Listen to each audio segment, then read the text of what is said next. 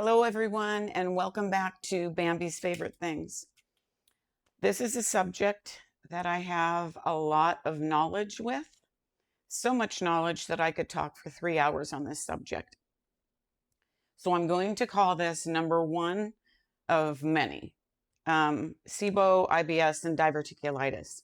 I almost talked myself out of doing this video. It's been weighing heavy on my heart for a few weeks now because I know there are so many people that suffer from this and they're not getting the right answers or the right help. You know, doctors nowadays just want to put people on medication, and I healed my SIBO. And I'll explain all of this, but I got to tell you something. For the last few weeks, I've been having an argument with myself. Like, should I, shouldn't I, should I put this out there? Should I not put this out there? And so today is Sunday and I'm going to be going to church, and I asked for a sign. If I'm have a dilemma, if I'm debating something, I'll ask for a sign. I always get one. So I assumed my sign was going to be at church today. Like, you know, I hear somebody talking about their issue and I know I can be of help. That was going to be a sign to me, but I don't always get the signs that I think I'm going to get. So I'm walking around the house, you know, getting myself ready, writing myself some notes. And I pass a cabinet where my son, my youngest son, when he was 11, he made me this sign. I'm hoping that you can see it. It says, "You were born with the ability to change someone's life. Don't ever waste it." And that was a reminder to me that I do have the ability and the know-how and the knowledge to help people change their circumstances with this. And I want to do that. It's a big deal, because when you're dealing with any of these issues, you are hurting, like really physically hurting. And the last issue, the diverticulitis issue, I mean, you can die from. You don't get that taken care of, you can end up getting sepsis, and that's a whole nother video. Today, I'm going to start with SIBO.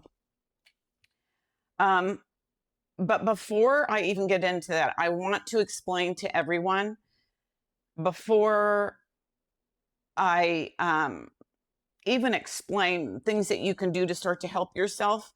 And if you follow what I'm telling you to do, you will get better. You will get a lot better. I've completely healed mine. But it's really important, folks, that you challenge things that the doctors are saying to you. Case in point, even though this has nothing to do with the SIBO. So I've had the same internist for 30 years, and I'm actually hoping he sees this video. And I know him. He has enough character. Well, he'll make a comment and say what I'm saying is true. About a year and a half ago, maybe 2 years ago, I'm not sure how long ago, I was having really bad headaches and some pinching in my chest. And I went to the doctor. I thought for sure there was something wrong with my heart. He does all the standard things. He takes my urinalysis, does blood work. He says, I find nothing. He sent me, I said, no, there's something wrong. I know my body. He sends me to go get a CT scan of my chest. It shows 0 plaque. I'm still having the bad headaches and pinching in my chest. He sends me to 3 or 4 different appointments. I don't even know how much money my insurance company spent. Probably $5,000 or $6,000 to get all this work done, only to tell me there was nothing wrong with me. So I just started doing a deep dive myself, because that's what I do when I'm frustrated with any particular doctor.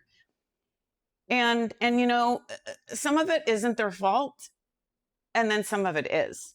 You know, it's like years ago, I had a male gynecologist, and I would say to him, you know, when you have your period and you're feeling this, and he would just have a blank look on his face. How could he know? He's a man, right?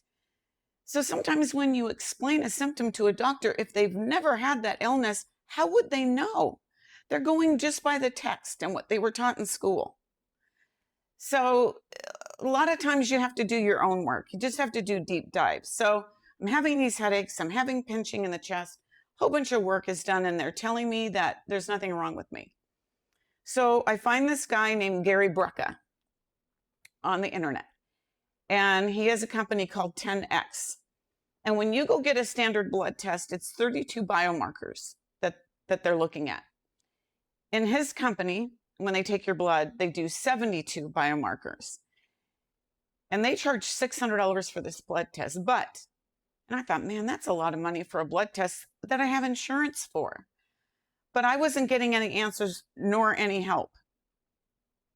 So part of the $600 was they take your blood, then they send you the diagnosis. And a few days before you're going to have a Zoom call with a doctor, they send you the results. So you can highlight anything you have questions about or issues with. And so that happens, and it's showing, to me, it was looking like everything was normal. I'm thinking, great. And then I have the Zoom call with the doctor. And he's going over everything with me, and he goes, wow, Bambi, your vitamin B12 markers are really low, like really low. Like so low, I'm surprised you're not having really bad headaches or pinching in your chest. I about died. Because some of the vitamins I take have vitamin B12, but here's the thing. Not only do you have, let me get it. Not only do you have to take really high quality B12, and it has to be methylcobalamin. I think that's how you say it. Or SIBO. There's methyl and there's SIBO. One of them's, no, methylcobalamin. And it has to be underneath the tongue. I get liquid from Pure Encapsulations and I put it underneath my tongue.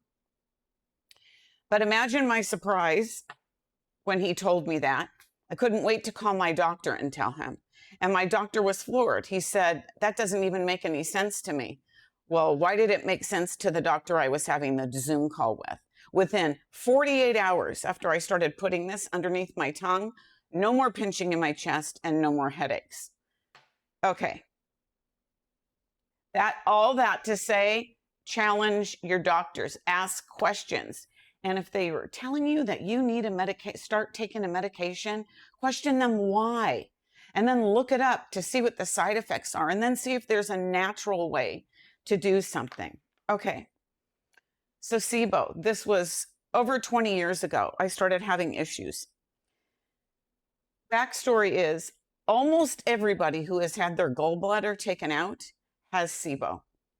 And if you don't believe that, ask for a hydrogen test by your doctor.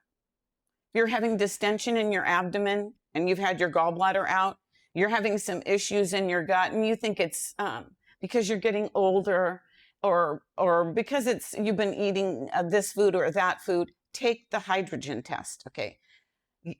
Over 20 years ago, I was having a whole bunch of symptoms. Now, it had already been more than 10 years. I had my gallbladder taken out in my 30s. So it had already been over 10 years. Nobody told me when I had my gallbladder taken out that you need to take a digestive enzyme when you eat fats or protein. Nobody told me. I'm in my 60s and still no doctor has ever said that to me. That is so shameful to me. But what happens is your gallbladder's job is to secrete bile into your stomach when you eat fats or protein. So it can kind of like, I mean, for lack of a better term, just imagine little Pac-Mans, chewing up the food so that it can go into your small intestine and then get digested in your large intestine. Remove the gallbladder, and now you don't have the bile going into your stomach. You get very little from your liver.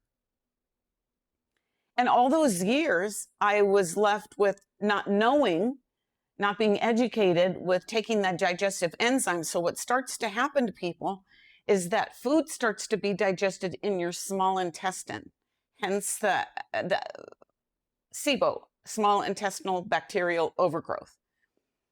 It's not supposed to be digested into the small intestine, and it starts to cause damage. And so I went to 3 different doctors, specialists, not just an internist, trying to figure out what was wrong with me. I was tested for celiacs. They said she doesn't have celiacs, and nobody could tell me what was wrong. Well, unbeknownst to me, if you go to 3 different specialists and nobody can figure out what's wrong with you. There's a place at Cedars-Sinai. It's like kind of weird, this like area at Cedars-Sinai where there's really special doctors who can determine what's wrong. And they found out almost immediately. I went in for a test. First you go in and they have you fill out paperwork. I filled out the paperwork. I had to come back the next week with an empty stomach. I couldn't eat for almost 24 hours. I was sitting in a room with all these people who apparently were having the same types of issues. We had to drink this little cup of what tasted to me like honey water. And because what's happening is you drink every 30 minutes, they would come in and give you this little cup of this sweet water to drink. And one by one, they would come in and tell people, oh, you can leave, you can leave. I was the last one in the room. And they said, well, we know what your problem is. And so they had me come into another area and they said, you have SIBO. Well, what's that? And then proceeded to just want to give me certain medications to take care of the bacterial problem. What about what's causing the bacteria in the first place? That's what I wanted to do. Let's take care of. So long story short, I spent years taking different antibiotics to try to deal with this problem instead of going to the source. Knowledge is power, people. Knowledge is power. So I started doing deep dives and found out way too late that what I really needed was a digestive enzyme. And when I started taking them, I at first started taking bromelain. That's made from pineapples. I got it from Whole Foods. It was like $7 or $8. How easy was that? And I could have saved myself years of horrible pain and doctor bills and doctor visits. And so anybody with SIBO, you need to take a digestive enzyme with every meal or when you're eating fats and protein. Every time you eat fats and protein. That's number one. When you have SIBO, there's an overgrowth of bacteria, turmeric, oregano, thyme. I'm going to be referencing this little note I wrote for myself because I could talk about this for 3 hours. Those are antimicrobials, antifungals. And so you need to incorporate those into the diet. I have eggs every single day, and I put, for some reason, dried oregano is more powerful than fresh oregano. I grow fresh oregano and thyme in my front and my backyard. And I thought I was doing the right thing by putting fresh of both into my eggs, but found out later that the dried oregano is actually even stronger. And I try to put turmeric in almost everything that I make, meals that I make. It's so good for you. But I start every day, every single day, even when I was in the hospital and had a really, really serious surgery, with lemon water. When I get up in the morning, while my coffee is brewing, I have lemon water. Why? Vitamin C and iodine kill bacteria instantly. So the first thing I do in the morning is I drink warm lemon water with a teeny little bit of sea salt. I have a whole list of vitamins and things that I do, and I'll maybe describe that in another video. But then at night, I'll have some coconut water and I put 3 or 4 drops of iodine, of Lugol's iodine, every single day. And I've completely, I've got it dialed in. I'm completely healed my gut. Let me see what else I do in any given day that has to do with the SIBO before I veer off. Oh, on an empty stomach, now I started taking berberine, and just so you'll notice that all of my vitamins come from pure encapsulations. There's no fillers with this company. Hands down, in my opinion, the best vitamin company on the market. I'm sure there's some other good ones, but really turn all your labels around and look, because if you're having any of these gut issues and you're taking vitamins that have fillers, those fillers cause constipation. And so you don't want that. But anyway, I started taking berberine for a completely different issue, thinking it would help with that. And it just really helped the SIBO. So I take a berberine every single morning after I've had my coffee on an empty stomach, before I ever eat anything. That's a big deal. I take turkey tail, and this is the company I use. It's called Real Mushrooms. Turkey tail can actually kill cancer. So when you have SIBO, you got a whole lot. It was explained to me like this. Imagine there's 10 men in a line throwing bags of cement to each other. And you take out one of those guys in the line, which in my case is my gallbladder. Okay. Take one of those guys out throwing the bags. Now the one guy has to throw that bag twice as far, which the next guy, when he catches it, it's going to be really hard for him to get himself together to be able to start handing it off. And if you've got a couple of issues and you take a couple of those things out of the system, your body's having a hard time. So you need to make it as easy as possible for your body, not only to break down food, but you give it all the vitamins that it needs.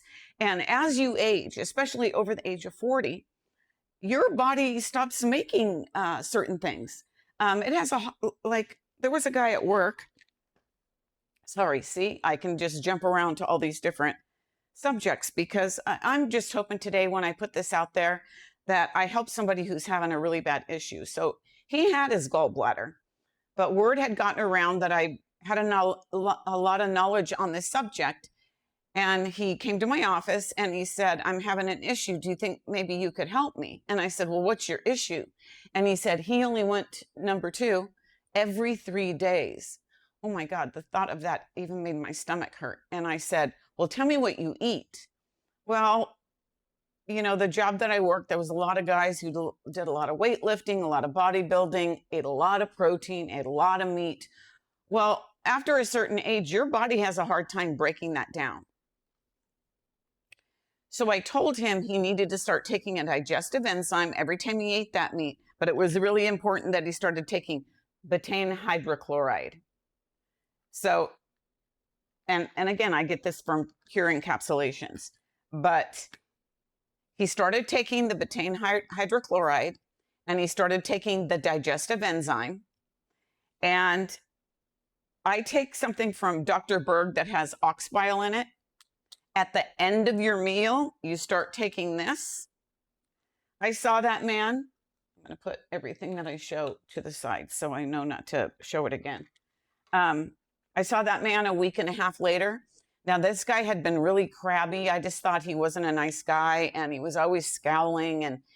And because think about it. I mean, just the thought of not being able to poop except for every 3 days just makes my stomach hurt now. I mean, I saw that man a week and a half later, and he was practically skipping down the aisle at work. Gave me a big hug, said he changed my life. A week after that, he came to my office and gave me a gift certificate to Starbucks from his wife because his wife was also having issues. She started incorporating some of the stuff that I told him into her diet, and it changed everything for her. Seriously, people, I can hear some of my friends right now saying, oh my God, I can't believe Bambi's talking about people's poop habits on a video. But guys, whether you're 20, 40, 60, or 80, everybody has issues. Everybody from time to time, you have issues. And if you don't have the right tools, knowledge is power. Knowledge is power. If you don't have the right tools, and if all you're doing is getting medication from a doctor, which is going to make you more constipated or have more diarrhea, yeah, I want no part of that. I want no part of that. This guy was so happy to get the information. And I love giving the information to somebody, having it really help them, because then they give that information to somebody else who then gives that information to somebody else. And it makes me so happy.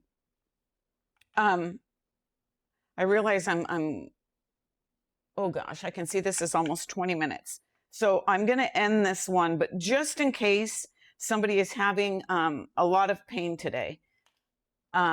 When my pain used to be really bad and I didn't want to take pain medication, I would get a lidocaine patch, you know, the kind that's for your back, because it's big and I would put that on my abdomen. Now, I've got a whole lot of remedies to help with all those other issues that I'll put in other videos. But today, I'm helping something I said is going to help somebody. And I promise you, I just won't be making gluten-free food recipe videos. I'll also be talking about this because, you know, there's a lot of people who are going to be losing their health insurance in January because of the new policies. And what are those people going to do when they're having an issue like this and they can't go to the doctor anymore because $2,500 or $3,500 a month is way too expensive for them to pay for their health insurance. So I'm starting now, and I'll keep putting them out there. Hopefully that will spread so that by January, if someone who's lost their insurance is in a fix like this and they're in a lot of pain and just need the knowledge, this will be out there and they can have it. But let me just tell you something, folks. This just came to my mind. I feel like I'm being downloaded with some information. This is what I always did for myself, and they call it gut rest, or bowel rest is what they call it. I don't care what issue, SIBO, IBS, or diverticulitis. If you are having one of these issues, the best way to stop pain and to start resetting your system is go on a fast for 2 to 3 days. Now, I do that anyways every 3 months. It helps your body with autophagy and just getting rid of anything that shouldn't be there. But I don't do a real fast. I drink lemon water. I still drink my coffee. I drink bone broth. And in my coffee, I put C8 MCT oil, and that helps you stay in ketosis. It makes ketones. So I guess it's not a true fast, but I do that every 3 months and only drink the liquids, including bone broth, which, let's face it, that has protein. But it's a bowel rest. So if you're suffering from any of those, I know we talked about SIBO today, but if you're suffering from any of those, bowel rest is number one. It gives your body a chance to get rid of the crap, literally and figuratively, out of your body through autophagy. And okay, I could talk forever about this subject, so I'm going to say goodbye for now. This is number one of many. And remember, when you see a need, do the deed.